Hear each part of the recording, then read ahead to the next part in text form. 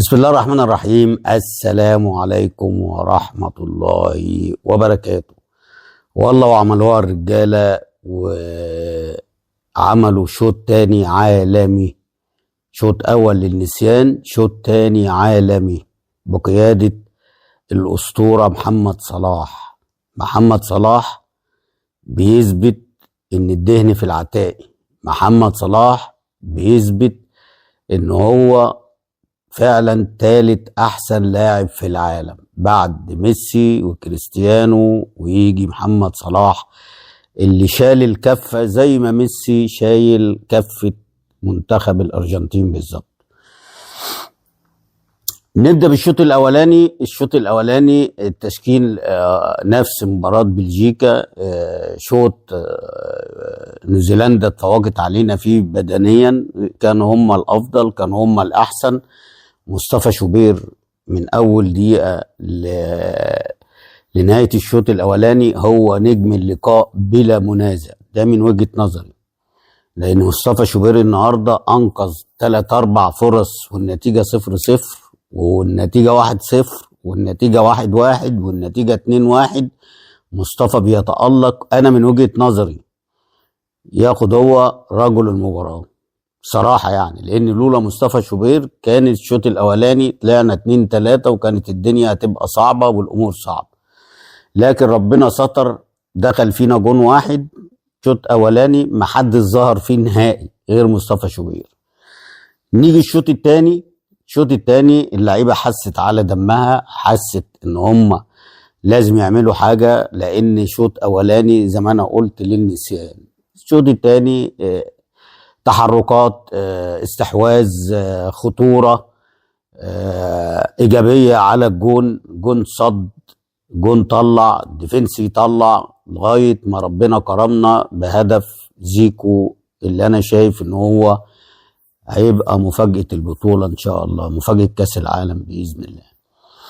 فعمل الجون الاولاني جابه، وبعديها على طول صلاح بيعمل معاه هات وخد 1-2، يعني هو بيريحها لصلاح كويس قوي. صلاح من خرم ابره بيجيب هدف عالمي ويركبك الجيم، وبعد كده بقى بتتوالى الهجمات وكله بيتفنن ازاي يضيع، وامتلكنا وشكلنا بقى حلو، انتشار حلو، استحواذ حلو، ايجابيه على الجون، جايبين هدفين، اللعيبه كلها خدت ثقه. صلاح بيمسك كوره وبيسلم وبيستلم، وده بيسلم وده بيستلم، الثقه دخلت للفرقه كلها، الى ان جاء التغييرات ونزل تريزيجيه الذي احرز الهدف الثالث برضه من خرم ابره، حطها بدماغه اللي هو مميز بيها جدا، من ضربة ركنية، اسيست من محمد صلاح على القريبة. كله طبعا هم اطوال،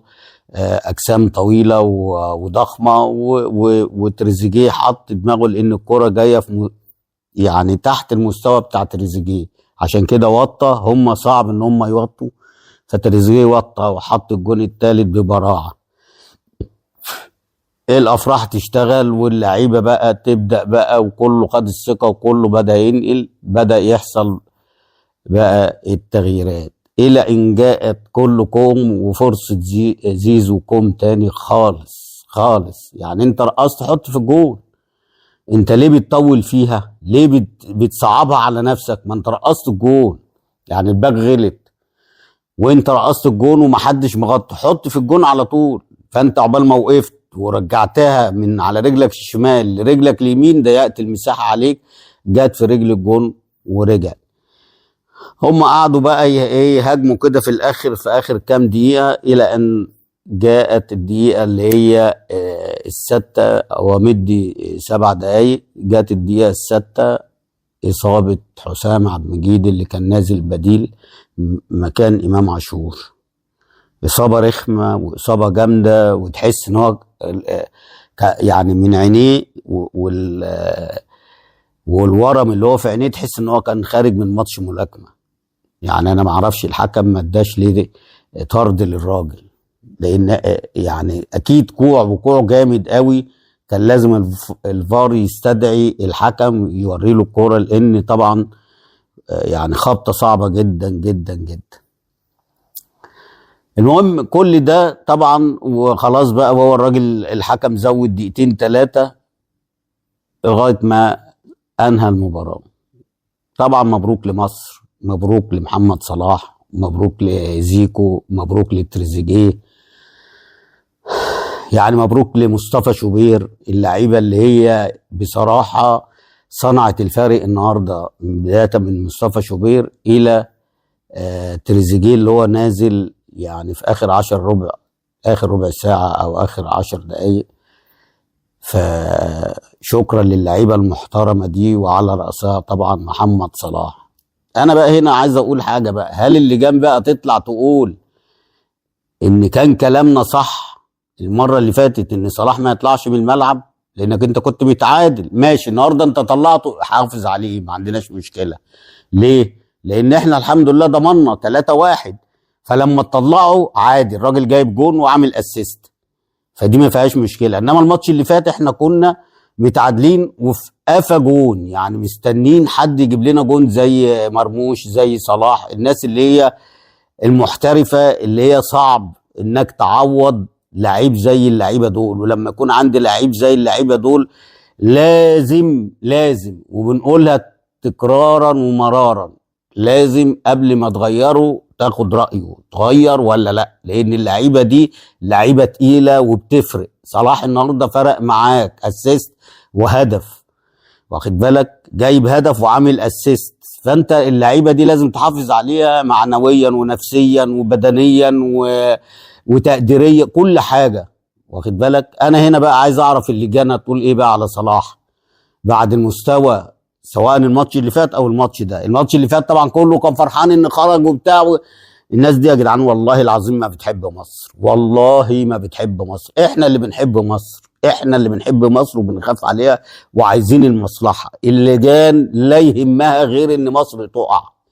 اسمعوا اللي انا بقول لكم عليه، هم بيحاربوا صلاح عشان صلاح لما بيبقى في مستواه بينقلك ويوديك ابعد مسافات في البطولات، زي البطوله افريقيا، زي ان شاء الله كاس العالم، واخد بالك. فطبعا اللجان مش عايزه كده، عايزه تخليه يقلب على صلاح ويحارب صلاح، عشان ان مصر بعد كده زي ما انت شفت كده ميسي لما خرج في ماتش الارجنتين اللي فات، تحس ان بقت منتخب الارجنتين بقى عامل زي عزبة الصعايده.